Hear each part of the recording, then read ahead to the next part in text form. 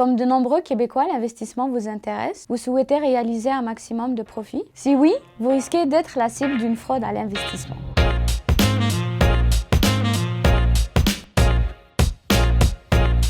La fraude à l'investissement correspond à toute sollicitation, fausse ou trompeuse, concernant des possibilités de placement très rentables, qui offrent souvent un rendement supérieur à la normale. Il existe plusieurs types de fraude en matière d'investissement. Fraude à l'assurance, fraude hypothécaire, fraude REER, Ponzi et vente pyramidale, rachat d'actions frauduleux, investissements internationaux frauduleux, crypto-actifs et finalement des manipulations boursières frauduleuses. Un scénario qui est assez courant, c'est quand on vous demande d'inscrire votre numéro de téléphone sur un site internet qui a l'air professionnel. Souvent, vous recevez un appel d'un prétendu courtier ou d'un gestionnaire de patrimoine basé à l'étranger qui vous conseille de faire un investissement dans la crypto-monnaie. Par la suite, vous avez accès à un espace personnel sur un site internet qui vous permet de visualiser et de suivre l'évolution de vos placements.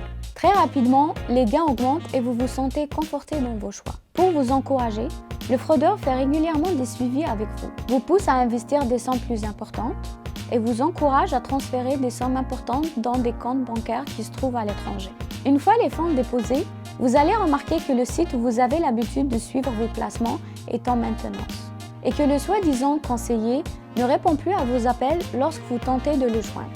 Vous venez ainsi de vous faire frauder et l'escroc a disparu avec vos investissements. Voici quelques conseils pour vous protéger. Ne répondez pas à des offres d'investissement non sollicitées.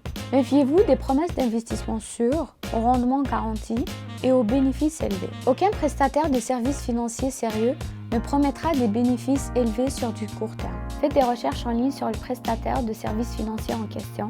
Et en cas de doute, échangez avec votre conseiller bancaire ou un spécialiste pour une évaluation professionnelle. Finalement, ne confiez jamais votre argent à des personnes que vous ne connaissez que virtuellement. Si vous êtes victime de fraude ou si vous avez des doutes sur l'offre qui vous a été proposée, vous pouvez contacter l'AMF en composant le numéro qui s'affiche à votre écran. Si vous avez fourni des renseignements personnels à un fraudeur, communiquez soit avec le Centre antifraude du Canada, soit votre institution financière, les agences d'évaluation de crédit pour qu'une alerte soit ajoutée à votre dossier ou votre service de police local. Pour plus d'informations, visitez notre site web clinique-cybercriminologie.ca et suivez-nous sur Facebook et LinkedIn en tapant dans la barre de recherche Clinique Cyber-Criminologie.